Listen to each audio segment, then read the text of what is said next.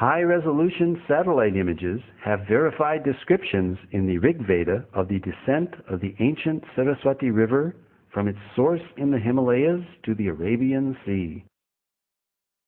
Pure in her course from the mountains to the ocean, alone of streams, Saraswati hath listened. The mighty Saraswati River and its civilization are referred to in the Rig Veda more than 50 times, proving that the drying up of the Saraswati River was subsequent to the origin of the Rig Veda, pushing this date of origin further back into antiquity, casting further doubt on the imaginary date for the so-called Aryan invasion. This satellite image clearly shows the Indus-Saraswati River system extending from the Himalayas to the Arabian Sea.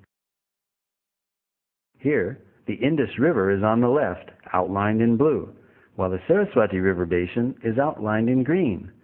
The black dots are the many archaeological sites or previous settlements along the banks of the now dry Saraswati River.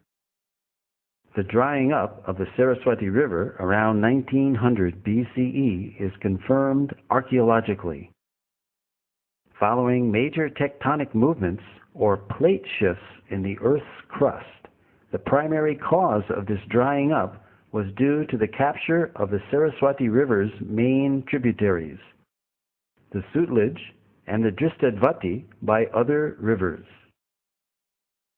Although early studies based on limited archaeological evidence produced contradictory conclusions, recent independent studies, such as that of archaeologist James Schaffer in 1993, showed no evidence of a foreign invasion in the Indus-Saraswati civilization and that a cultural continuity could be traced back for millennia.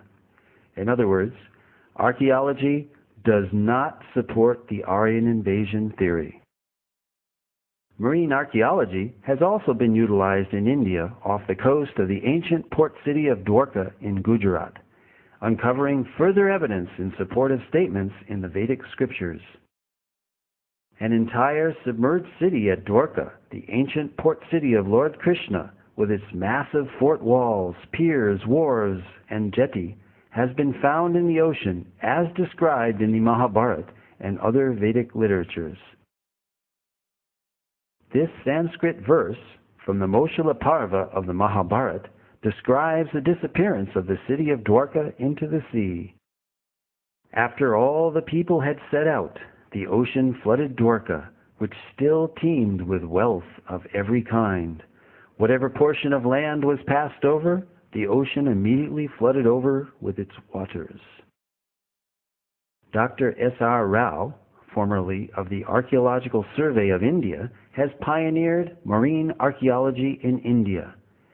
Marine archaeological findings seem to corroborate descriptions in the Mahabharata of Dwarka as a large, well-fortified, and prosperous port city, which was built on land reclaimed from the sea and later taken back by the sea. This lowering and raising of the sea level during these same time periods of the 15th and 16th centuries BCE is also documented in historical records of the country of Bahrain. Here is a glimpse of the massive Dwarka city wall. Among the extensive underwater discoveries were a large door socket and a bastion from the fort wall. 2 rock-cut slipways of varying width extending from the beach to the intertidal zone, a natural harbor, as well as a number of olden stone ship anchors were discovered, attesting to Dwarka being an ancient port city.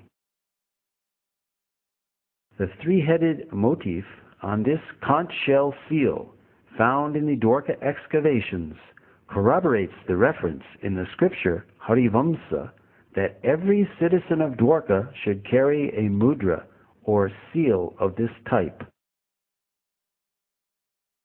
All these underwater excavations add further credibility to the validity of the historical statements found in the Vedic literatures. Apart from Dwarka, more than 35 sites in North India have yielded archaeological evidence and have been identified as ancient cities described in the Mahabharata. Copper utensils, iron, seals, gold and silver ornaments, terracotta discs, and painted grayware pottery have all been found in these sites. Scientific dating of these artifacts again corresponds to the non-Aryan invasion model of Indian antiquity.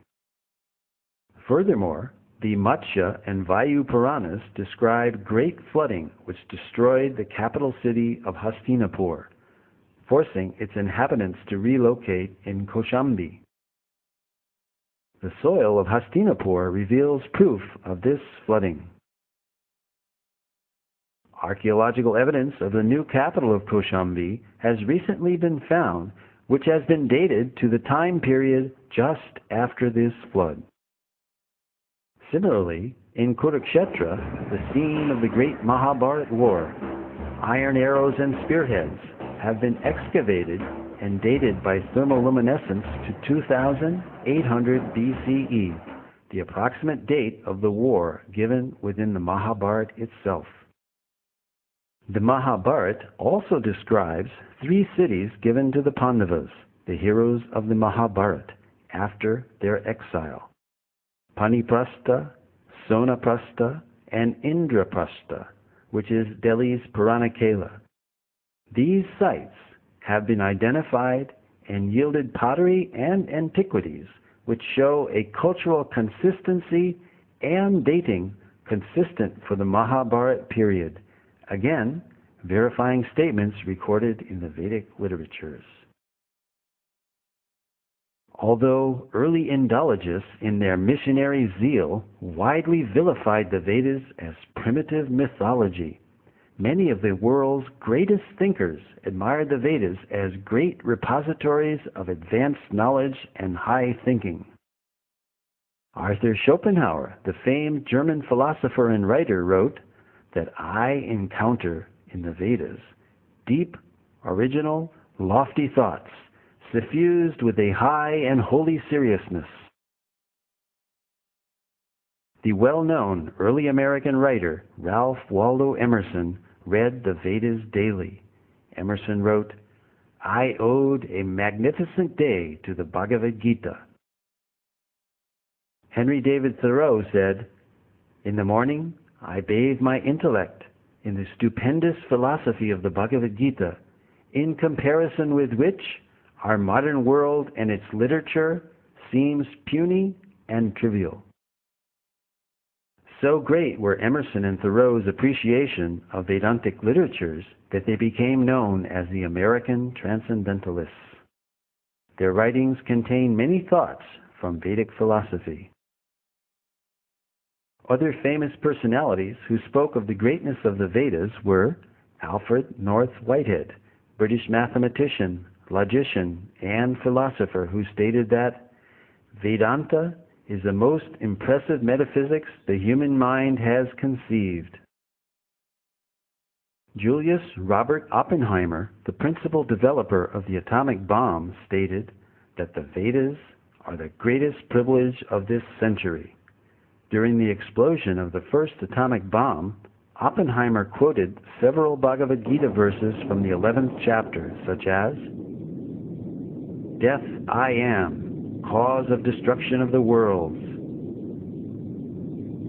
When Oppenheimer was asked if this is the first nuclear explosion, he significantly replied, yes, in modern times, implying that ancient nuclear explosions may have previously occurred. Lin Yutang, Chinese scholar and author, wrote, India was China's teacher in trigonometry, quadratic equations, grammar, phonetics, and so forth.